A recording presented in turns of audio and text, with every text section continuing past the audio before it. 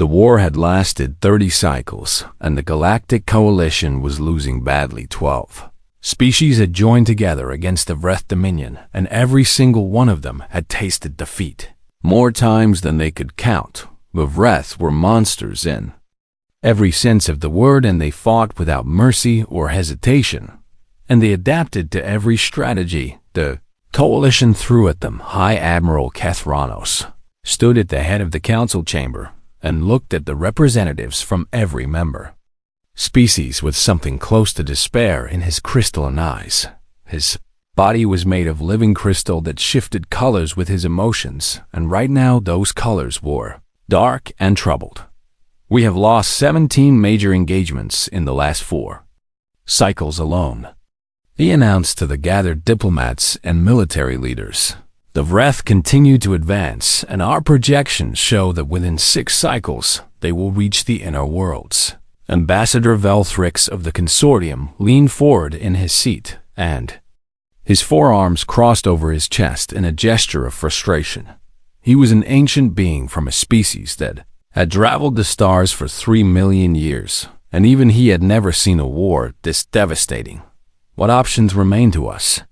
Asked Representative Mora of the Deshan Unity. She was a tall insectoid creature with compound eyes that reflected the blue light of the holographic displays. We have tried every strategy and every tactic and every formation known to our civilizations. The chamber fell silent because everyone knew the truth. They had tried everything and nothing had worked. The Vreth were simply too adaptive and too brutal and too willing to sacrifice everything for victory. It was then that a junior aide approached Ambassador Velthrix and whispered something in his ear. Ambassador's eyes widened and his forearms dropped to his sides in surprise. There is one option we have not considered, he said slowly. The humans have offered to send military assistance. Laughter rippled through the chamber, and it was not kind laughter. Humanity was the youngest species in the coalition by far, and they had only been traveling among the stars for 200 years. Their technology was primitive compared to the elder races, and their military was tiny, and their understanding of galactic warfare was essentially non-existent. The humans? Scoffed High Admiral Kethranos. What could they possibly offer us that we have not already tried? I do not know, admitted Ambassador Velthrix, but they claim to have something that might help, and at this point I believe we cannot afford to refuse any offer of assistance. The council debated for hours, but in the end desperation won out over pride. They sent word to Earth that their help would be accepted. 3 weeks later, the human delegation arrived at Coalition Station. Prime Ambassador Velthrix went personally to greet them because he was curious about what Earth had sent. He expected generals covered in metals and admirals with impressive fleets and perhaps some new weapon system that the humans believed would turn the tide. What he got was 12 people in simple dark uniforms stepping off an unmarked transport pod. There were no medals on their chests and no impressive insignias on their shoulders. Their uniforms were worn at the elbows and faded at the seams and looked like they had seen years of hard use. A middle-aged short gray hair and calloused hands stepped forward. First, her name tag simply said Vasquez, and there was nothing about her that suggested she was anyone important. Behind her came a young man with tired eyes, who looked like he had not slept properly in months. His name tag read Webb, and he carried a small bag over his shoulder and nothing else. An older gentleman with dark skin and white hair walked with the careful economy of someone who had learned to conserve every bit of energy. His tag said Okonkwo, and his eyes were sharp despite his age. The other 9 humans were similar in appearance, and they all had that same look about them. It was a look that Ambassador Velthrix could not quite identify, but it made him uncomfortable.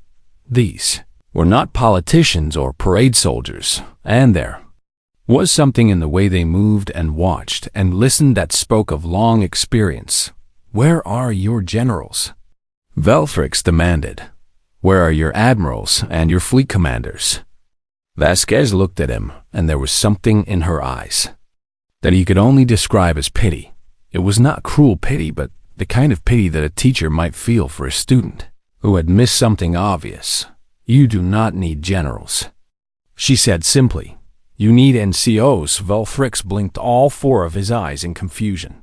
I do not understand that term, non-commissioned officers, explained Webb from behind Vasquez. Sergeants and specialists and the people who actually make armies work. We have officers, said Velfrix. We have the finest military minds from 12 civilizations. Okonkwo let out a small sound that might have been a laugh. That is exactly the problem, he said. You have minds, but you do not have a backbone. The ambassador led them to their quarters while trying to understand what they meant. Along the way, he watched them and noticed things that surprised him. They did not walk like important people who expected others to move aside for them. They walked like people who were used to working in crowded spaces and tight corridors. When they passed maintenance workers in the halls, the humans nodded to them with respect. When they saw soldiers standing guard, the humans studied them with professional interest. Vasquez stopped to talk to a young Kovathi soldier who was cleaning a weapon in an alcove. She asked him questions about the weapon and about his unit and about what he thought of the war. The young soldier was confused because no one of importance had ever asked him anything before. But he answered her questions, and she listened carefully and nodded and thanked him. Ambassador Velfrix watched this exchange with growing confusion. Why do you speak to common soldiers? He asked when they continued walking. Vasquez turned to look at him, and again he saw that expression of gentle pity. Because common soldiers are the ones who fight your wars, she said. And right now they are losing because no one has ever thought to ask them why. She paused at the door to her quarters and turned to face him fully. You have been fighting this war with brilliant strategies designed by brilliant minds, she continued. But strategies do not fire weapons, and strategies do not hold positions, and strategies do not drag wounded comrades to safety. Soldiers do those things, and your soldiers are failing because you treat them like tools instead of professionals. She opened the door and stepped inside. Give us 6 months, she said. Let us talk to your people and watch how they fight and teach them what we know. And if it does not work, you can send us home and try something else. Velfrix wanted to argue, but he had nothing to argue with. Everything else had failed. And these strange humans with their worn uniforms and their calloused hands were the only option left. Very well, he said. 6 months. Vasquez smiled, and it was the smile of someone who had just been given permission to do what she loved. That is all we need, she said. Now, if you will excuse me, I need to find out where your mess halls are. I want to see what your soldiers eat and where they eat it and who they eat with. She closed the door, and Ambassador Velfrix stood in the corridor wondering what he had just agreed to.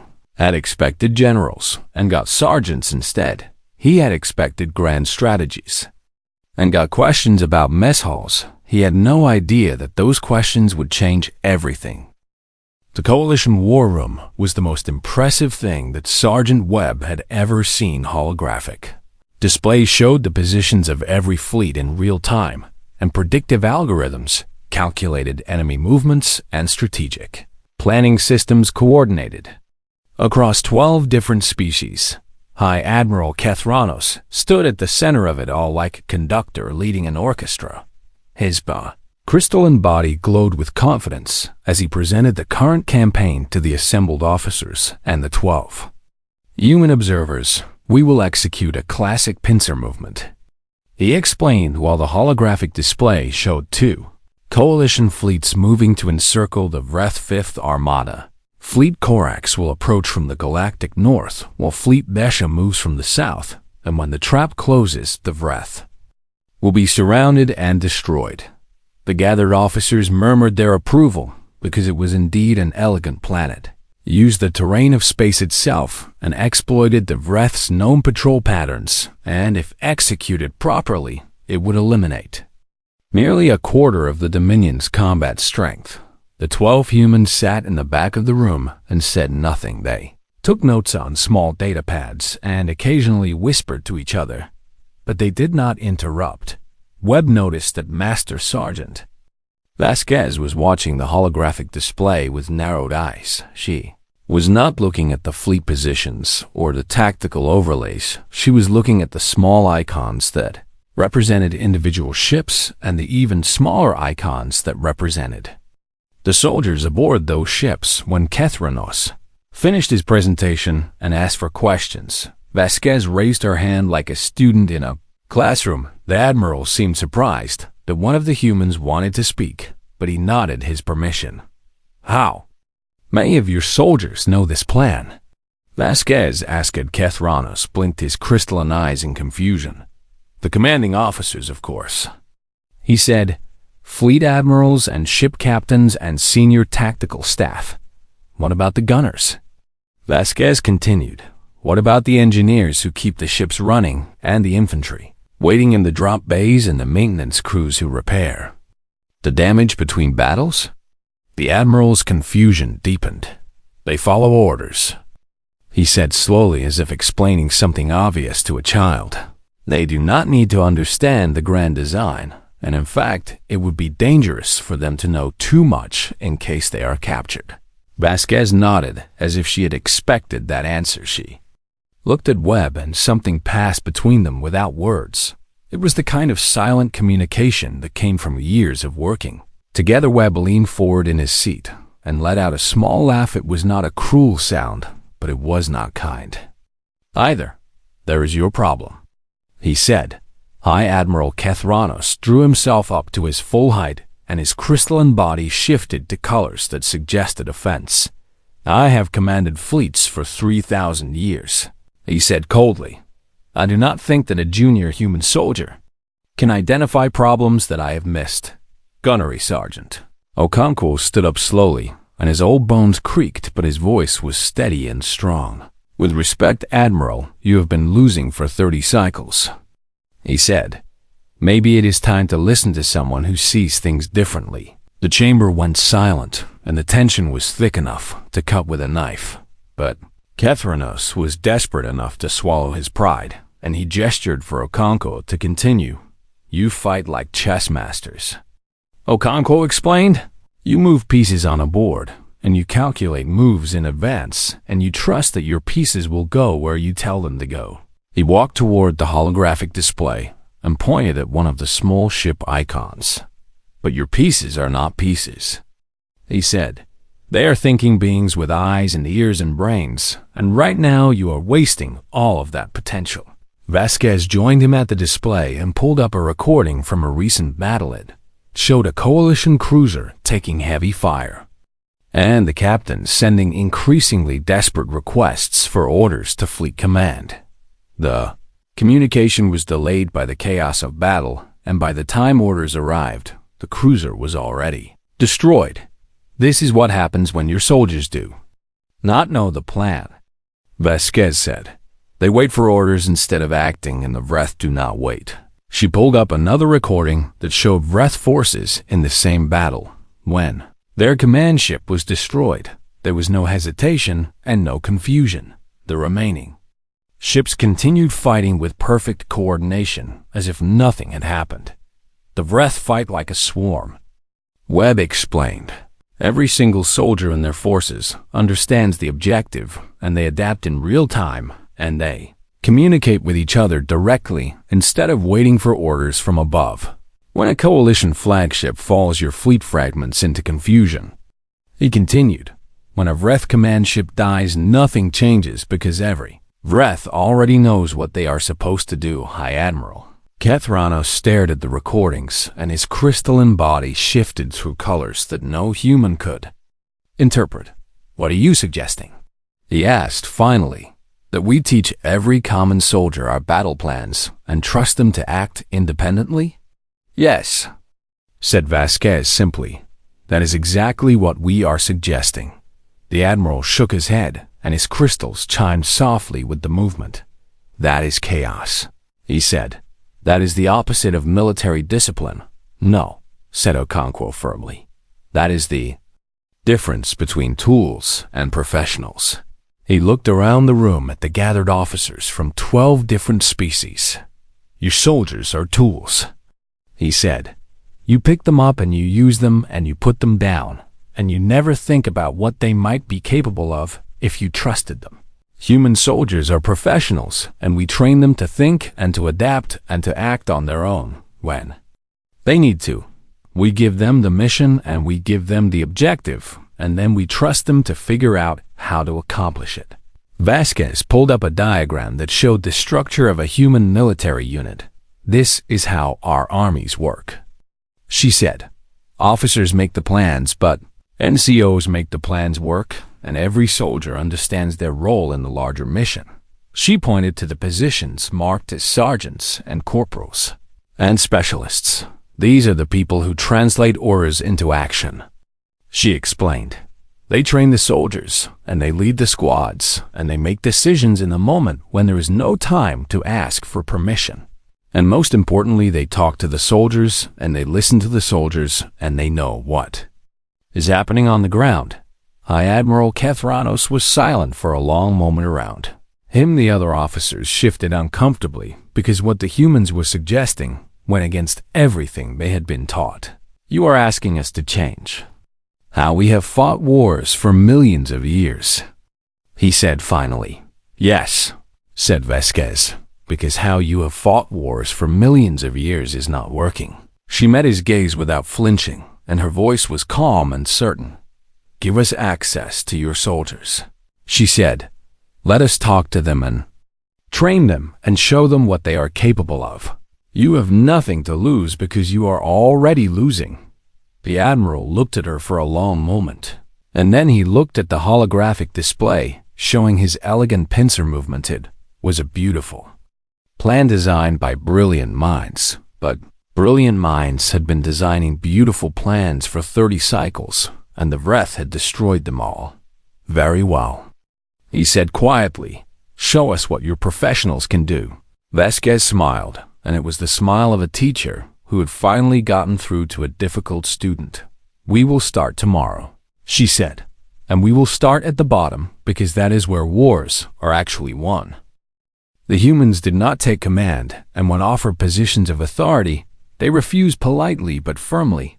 This confused the coalition officers who could not understand why anyone would turn down power. But the 12 humans knew exactly what they were doing, and they spread out across the coalition forces like seeds carried by the wind. Vasquez went to the Kovathi fleet and spent her first 3 days doing nothing but walking through ships and talking to maintenance crews. She learned their names and asked about their families and watched them work. Kovathi were a reptilian species with scales that shifted color with their moods, and at first their scales showed deep suspicion when Vasquez approached. No officer had ever spoken to them before, except to give orders. But Vasquez was not an officer, and she made that clear right away. She sat with them during meal breaks and asked questions about their equipment and their routines and their frustrations. The power couplings on Deck 7 always fail first. One maintenance worker told her his name was Kefir, and he had been fixing the same problem for 15 years. I have reported it dozens of times, but no one listens. Show me, said Vasquez. Took her to Deck 7 and showed her the couplings that were installed at an angle to put stress on the connections. It was a design flaw that had been present since the ship was built, and it caused failures during every major battle. Vasquez made notes and took pictures and asked Kefir how he would fix it if he could. He stared at her as if she had asked him to explain the meaning of life. No one has ever asked me that, he said. I am asking you now, said Vasquez. You have been fixing this problem for 15 years, so you probably know the solution better than any engineer. Kefir thought about it, and then slowly explained that if the couplings were rotated 40 degrees and reinforced at the base, they would last 3 times longer. Vasquez sent his suggestion to the Fleet Engineering Office with Kefir's name attached. 2 weeks later, the modifications were approved and implemented across the entire Fleet Cather's scales turned a color that meant pride and wonder and disbelief all at once on. The Theshan carrier, relentless Staff Sergeant Webb, embedded himself with an infantry unit.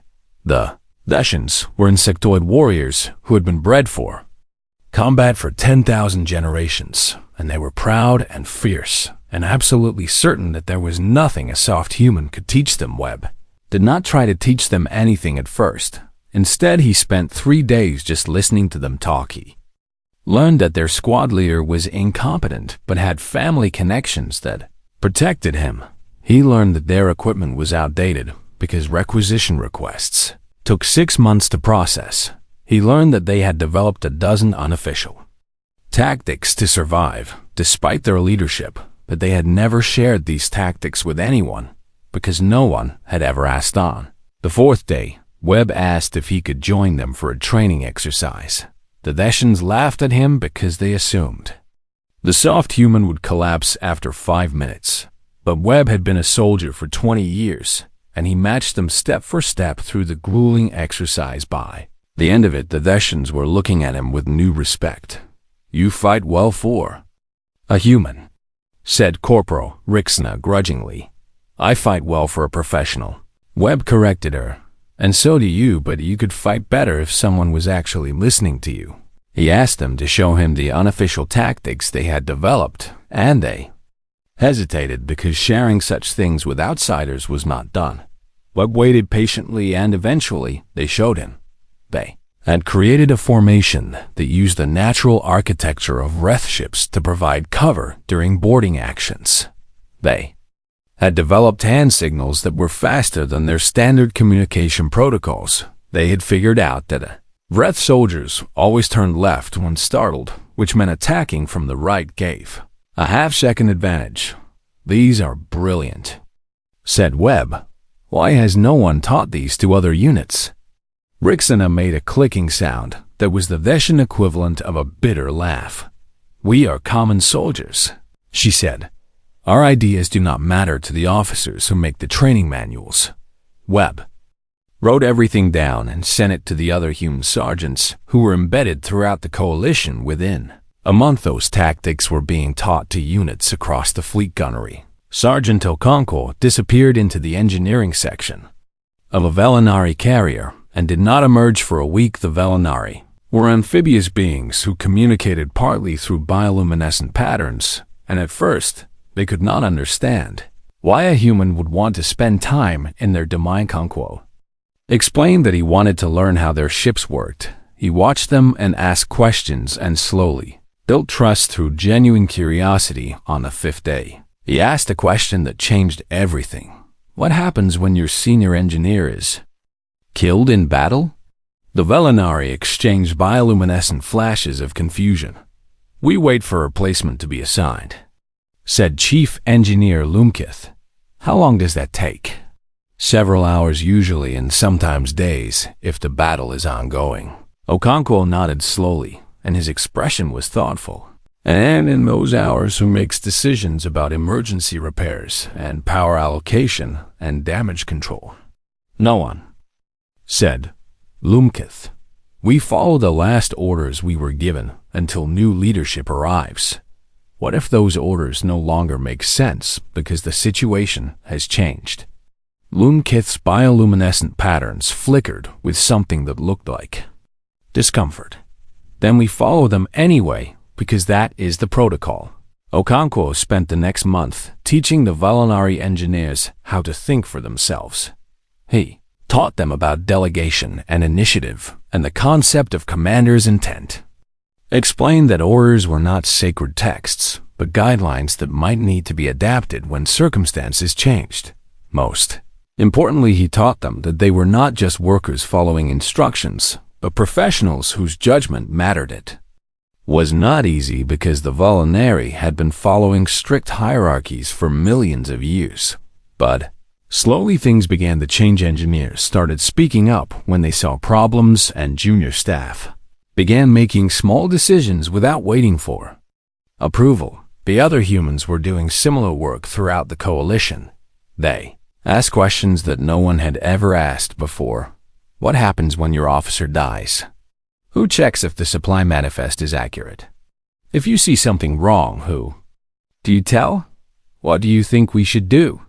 That last question was the most powerful because it treated common soldiers as thinking beings whose opinions mattered. Corporal Yevanash of the Korvati was a junior soldier who had served for 40 years without ever being asked what he thought.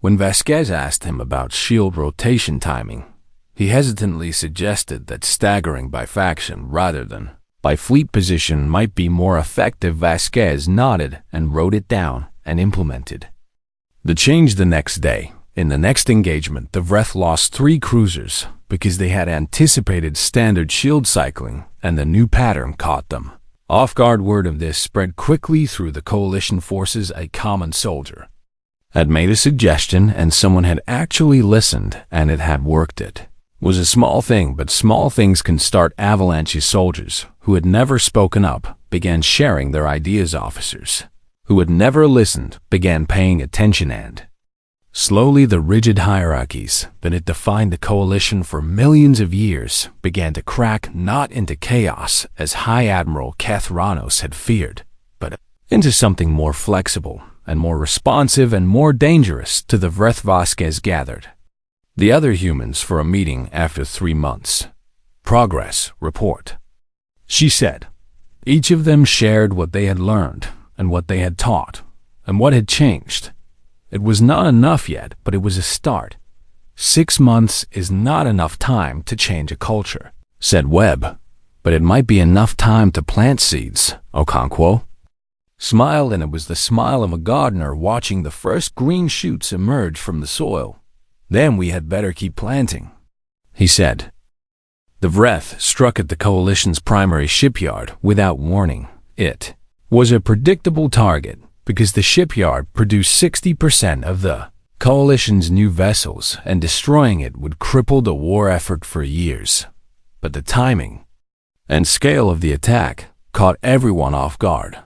12 Vreth battle groups dropped out of hyperspace simultaneously, and they brought enough firepower to crack a planet. High Admiral Kethranos was at the shipyard for an inspection when the attack began, and his crystalline body flared with colors of alarm as he rushed to the command center. All ships to defensive positions, he ordered. Fleet Korvathi will screen the western approach while Fleet Desha covers the eastern lanes. He began orchestrating the response with the skill of 3,000 years of experience. His commands were precise, and his strategy was sound. And if everything worked according to plan, the shipyard would survive. But the Vreth had learned from their previous defeats, and they had brought something new to this. Battle-jamming ships, the massive vessels pumped out interference that scrambled communications across the entire sector. Orders from the command center reached the fleet in fragments, or not at all. Ships that were supposed to coordinate found themselves isolated and confused. The elegant command structure that Kethranos had built over millennia began to crumble. Communications are down across 70% of the fleet, reported a frantic officer. We cannot reach most of our ships.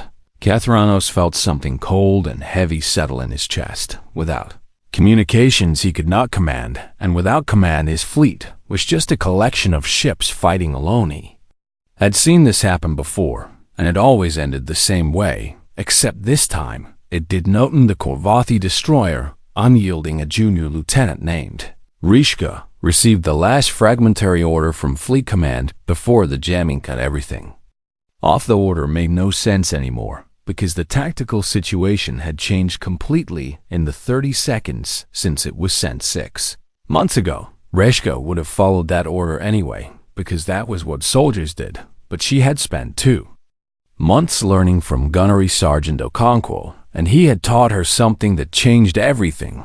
He had taught her about commander's intent. The order did not matter, but the purpose behind the order did.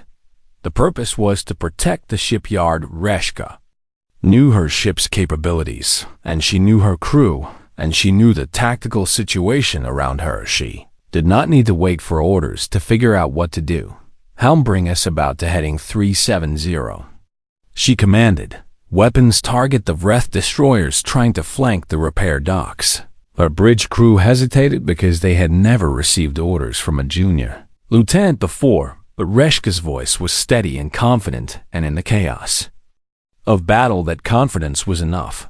The unyielding turned and engaged the flanking force, and 2 other Korvathi ships saw what she was doing and followed without being asked to cross. The battle similar scenes were unfolding on the Veshan carrier. Relentless Sergeant Rixna found herself cut off from her commanding officer during a boarding action breath. Warriors had breached the hull and were pushing toward the engine room 6 months ago. Rixana would have tried to find an officer to give her orders. Instead, she gathered the soldiers around her and made a decision. "We used a corridor formation," she said. "Attack from the right side and keep moving forward." The soldiers knew exactly what she meant because Webb had made sure those unofficial tactics were taught to everyone. They hit the Vreth from an unexpected angle and drove them back, with fewer casualties than anyone would have predicted. In the engineering section of the Velinari carrier, Luminous Dawn Chief Engineer Lumkith faced an impossible situation. A power surge had knocked out the main reactor and the backup systems were failing one by one. Standard protocol said to wait for orders from the captain, but the captain was dead and communications were jammed. Lumakth remembered what Okonkwo had taught her about initiative and judgment and professional responsibility. She made a decision that no Velinari engineer had ever made without authorization. She rerouted power through the secondary conduits and bypassed 3 safety systems that were designed to prevent exactly what she was doing. It was dangerous and it broke every regulation in the manual, but it worked. The Luminous Dawn came back online and its weapons carved a hole in the Vreth formation that saved 2 nearby frigates. On a communications station, a young Korvathi officer named Yelthax watched the chaos unfold on her displays. She was not a combat officer, and her species had never held combat roles in the coalition military, but she could see patterns in the battle that no one else was seeing because she had been trained to analyze information flows. And she remembered something that Vasquez had told her weeks ago. If you see something that needs doing and no one else is doing it, then maybe you are the one who should do it. Yelthax began coordinating local units using short-range communications that the Vreth jamming could not block. She was not authorized to give orders, but she was not giving orders. She was sharing information and letting the unit commanders make their own decisions. It was exactly what the humans had taught her, and it worked. Slowly, the coalition fleet began to function again, not as a single unified force controlled from above, but as thousands of individual units, making smart decisions based on shared understanding. The Vreth did not understand what they were facing. This was not the rigid hierarchical coalition they had been fighting for 30 cycles. This was something that adapted and responded and thought at every level. When they destroyed a coalition cruiser, the nearby ships did not freeze in confusion. They adjusted their formations and continued fighting. When they jammed a command frequency, the coalition officers switched to alternatives without missing a beat. When they broke through a defensive line, the coalition forces did not wait for new orders. They counterattacked from directions the Vreth did not expect. For the first time in 30 cycles, the Vreth found themselves losing a major engagement. Their command structure was designed to counter the coalition's rigid hierarchy, and it could not adapt to an enemy that did not need hierarchy to function. 6 hours into the battle, the Vreth admiral made a decision that no Vreth commander had made in living memory. She ordered a retreat. The coalition forces did not pursue because they were too damaged and too exhausted, but they did not need to. They had one High Admiral Kathranos stood in the command center, surrounded by the wreckage of his carefully planned strategy. Communications were slowly coming back online, and reports were flooding in from across the fleet. The shipyard had taken damage, but it would survive. More importantly, the fleet had survived. He read the after-action reports with growing amazement. Junior lieutenant had organized a defensive action without orders. A sergeant had led a counterattack using tactics that were not in any manual. An engineer had broken protocol to save her ship. A communications officer had coordinated an entire sector without authorization. None of it should have worked. Every military tradition from every species in the coalition said that soldiers without orders were soldiers in chaos. But these soldiers had not been chaotic. They had been professional. Catharas found Vasquez in a corridor, helping wounded soldiers reach the medical bay. Her uniform was torn, and there was blood on her hands that was not her own. "What did you do?" he asked her. Vasquez looked up, and her eyes were tired, but there was something like satisfaction in them. "We did not do anything," she said. "We just reminded your people that they are not tools." She helped another wounded soldier to their feet and supported them as they walked. "They are professionals," she continued. "They always were, and you just never let them act like it." Cathranos watched her go, and for the first time in 3,000 years, he felt like he was the one who had something to learn. The war did not end with the Battle of the Shipyard. It continued for 3 more years, and thousands more lives were lost, and dozens more battles were fought. But something had changed, and everyone could feel it. The coalition was no longer losing. They were not winning easily because the Vreth were still dangerous, and still adaptive, and still willing to sacrifice everything for victory.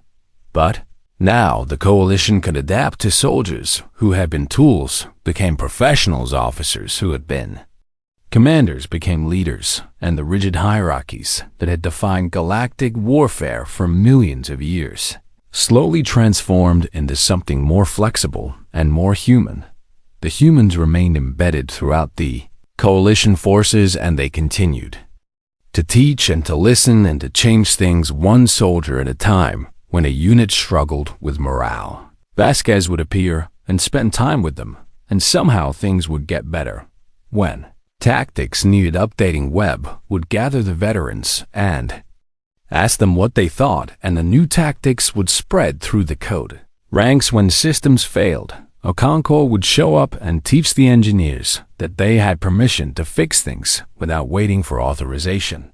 The final battle came on a planet called Vreth. Primate was the homeworld of the Dominion, and taking it would end the war forever. High Admiral Cathranos commanded the coalition fleet, and he planned the operation with all of his 3,000 years of experience. But this time he planned it differently. He gathered not just his senior officers, but representatives from every level of the military. Lieutenants and sergeants and engineers and common soldiers all sat in the same room and all shared their perspectives. When the battle plan was finished, it was not elegant like his previous strategies.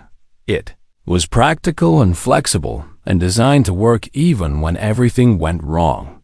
Because Cathranos had finally learned that everything always went wrong. The invasion of Vreth Prime lasted 18 days, and it was the bloodiest fighting the galaxy had ever seen. But the coalition forces held together in ways that would have been impossible 3 years earlier, when officers fell. Sergeants took command without hesitation. When plans failed, soldiers adapted without waiting for new orders. When communications went down, units continued to function because everyone understood the mission.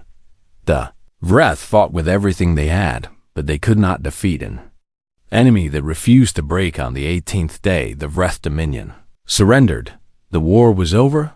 The coalition held a victory ceremony on the steps of the conquered Vreth capital. Representatives from all 12 species gathered to celebrate and to honor those who had made victory possible. High Admiral Cathranos gave a speech that praised the courage and sacrifice of the coalition forces, and then he turned to the 12 humans and offered them something unprecedented. "You have shown us a new way to fight," he said, "and in doing so you have given us victory when we had lost all hope. I am authorized to offer you command positions in the coalition military, and any rank you desire, admiralships and generalships, and fleets of your own. You have earned the right to lead." The 12 humans stood together in their worn uniforms, and their faces showed something that Cathranos could not quite read Vasquez, stepped forward, and her voice was respectful but firm. "We are grateful for the offer," she said, "but we must decline." Murmur of confusion rippled through the gathered crowd. Ambassador Velfrix, who had watched everything since the humans first arrived, pushed his way forward. "Why?" he asked. "You could have commanded, and you could have led, and you could have shaped the future of this galaxy. Why refuse?" Vasquez looked at her fellow humans, and they nodded for her to continue. "Because we are not generals," she said simply. "We are NCOs, and there is a difference." Okonkwo stepped forward, and his old eyes carried the weight of memories that no one else could see. "Generals see maps," he said quietly. "They see strategy and logistics and acceptable losses." He paused and looked out at the crowd of soldiers from 12 different species. "NCOs see faces. Every soldier who dies, we knew their name, and we knew their family, and we knew they were scared and tired and did their job anyway. That is what makes us good at what we do. It is also why we do not want to do more." Webb spoke next, and his tired eyes were soft with something like compassion. "Earth did not send generals, because generals think about winning wars," he said. "We think about bringing people home. Sometimes that is the same thing. Usually it is not." The crowd was silent, and even Cathranos found that he had no words. Had commanded fleets for millennia and sent millions to their deaths, and never once had he thought about it the way these humans did. Vasquez looked at him and smiled gently. "You do not need us anymore," she said. "Your soldiers are professionals now, and they will stay that way as long as you remember to listen to them. Trust your sergeants and respect your enlisted, and never forget that the people at the bottom are the ones who actually fight. Your wars." The humans left a month later on the same unmarked transport pods that had brought them there.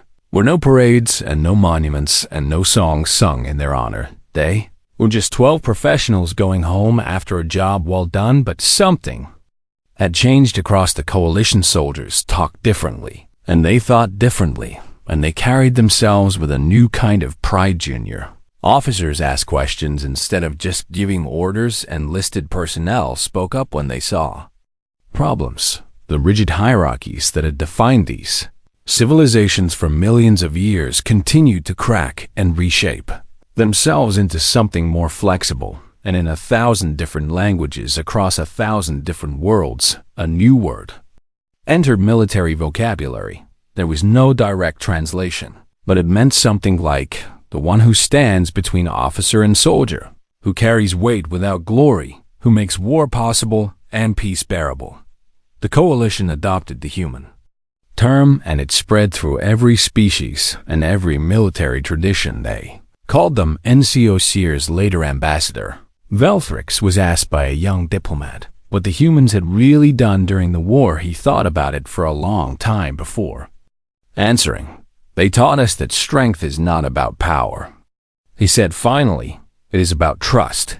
They trusted common soldiers to think, and those soldiers rose to meet that trust. They trusted junior officers to lead, and those officers became true leaders. They trusted engineers and maintenance workers and communications officers to matter, and those people discovered that they did. He looked out at the stars where peace now reigned after 30 cycles of war. "Generals can win battles," he said, "but only professionals can win wars." The humans understood that, and they gave that understanding to us. That was their gift. Somewhere on Earth, 12 aging veterans gathered once a year to remember the war they had helped end. They did not talk about glory or honor or the grand sweep of history. They talked about the soldiers they had trained and the friends they had lost and the small victories that no one else would ever know about. And when young soldiers asked them for advice, they always said the same thing: listen to your people and trust them to do their jobs, and never forget that every face you see is someone's family. That is what it means to be a professional. That is what it means to be an NCO.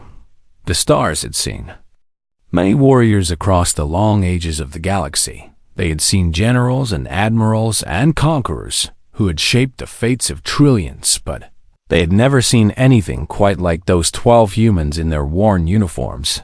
They had not come to conquer or to command. They had come to teach, and in teaching they had changed everything.